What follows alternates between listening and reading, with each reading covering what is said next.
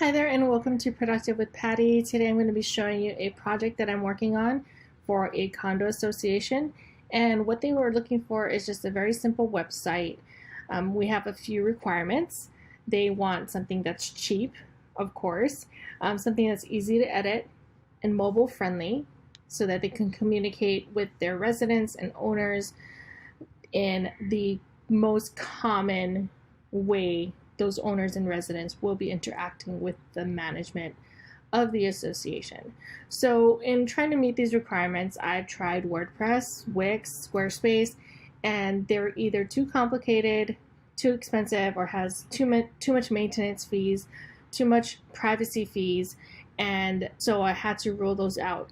I've also tried Google Sites, which is actually very good, but it doesn't meet the easy to edit criteria, because for somebody who is familiar with it, of course, a Google site is very simple to edit, but this needs to be accessible to any lay person who joins the board, any manager who is hired, any assistant who is hired.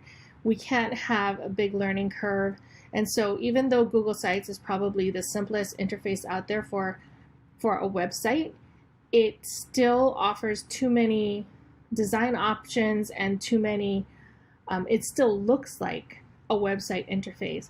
And then we also tried Google Docs, but I didn't like how it looked. It's overly branded with Google Docs, and I thought that might be a little bit confusing, and it didn't look professional. And also it wasn't really mobile friendly. If it looked good on a phone, it looked huge on a desktop. So that was out. So we decided to go with Notion. Now Notion is free. It is as easy as a Word document to update. So while you would have to do a little bit of training on using Notion, especially as a website, it would be very minimal and very simple. So it has a low learning curve. And the design is very simple. You don't have a lot of bells and whistles that you can add to Notion, though there are extensions, of course, but you can keep the design of your website very clean, simple, and to the point. So in today's video, I'm going to just show you a outline of what might be added to an HOA website, and then we're going to actually publish it online so that we can see what it looks like. So I'm going to come down here and I'm going to just embed this website into this page just for my own use, because I don't need it to be separated from this. So to do that, I'm just going to hit the backslash key and just choose page, and then it'll give me a brand new page. Now I'm just going to title this HOA website demo, and then I'm just going to press enter. I just want to keep this really very simple. We're essentially just going to do an outline.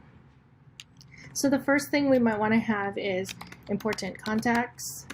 You know, you want your residents especially to be able to contact a manager or a property manager if they need to.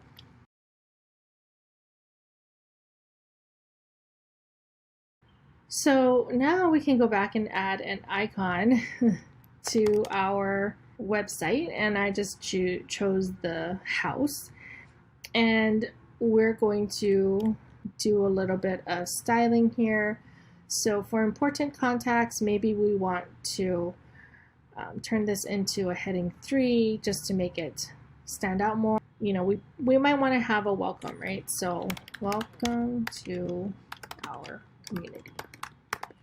Oops. And then we can turn this into heading 2 to make it a little bit bigger. And then we can just add some text there. Then we'll have our important contacts here.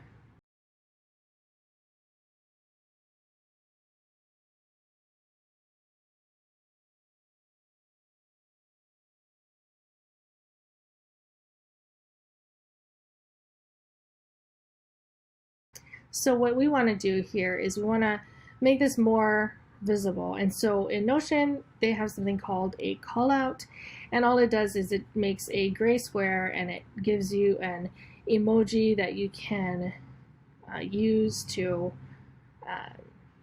call more attention to your text. So what I'm going to do is I'm just going to highlight these three and I'm going to turn these into their own pages.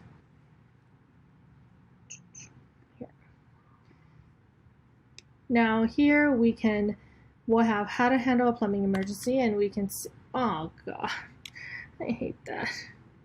Okay, when that happens, I really don't know if there's a way to undo it. But once it becomes a database, you're kind of screwed, so I just delete it and just do it this way. What to do a plumbing emergency. Okay, so now we have a page, what to do in a plumbing emergency, and we can fill in, what we want them to do. So we can go 1, determine the source of the link.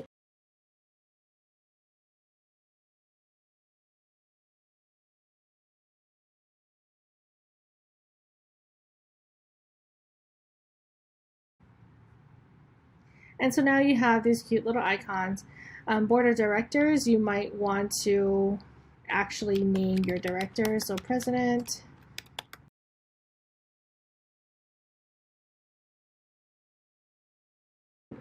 And now we have just a basic website for your residents and owners. Now to publish this, we can go up here on the right to share and just click share to web. And I'm going to turn off duplicate as a template just to clean up the interface. And I'm just going to hit copy link. And there we have it. We have your HOA website online, and you'll be able to share this with your residents. If you wanted to create a QR code, it's very simple. In Google Chrome, you just actually click anywhere, and this goes for any page, and you click on create QR code for this page, and you just download it, and you will have this QR code that you can put on notices that you post on your common areas, and anybody would be able to just scan it with their phone and be able to access the website really, really simply. Because if you notice this is a really long and sort of convoluted domain, and so it's so much easier to just use a QR code. So I hope this was helpful, and in the next video we're going to work on fleshing out these pages that we've created and adding some other components that's going to help us communicate with owners and residents and to keep all of the management and projects on track. All right, so I'll see you next time. Bye-bye.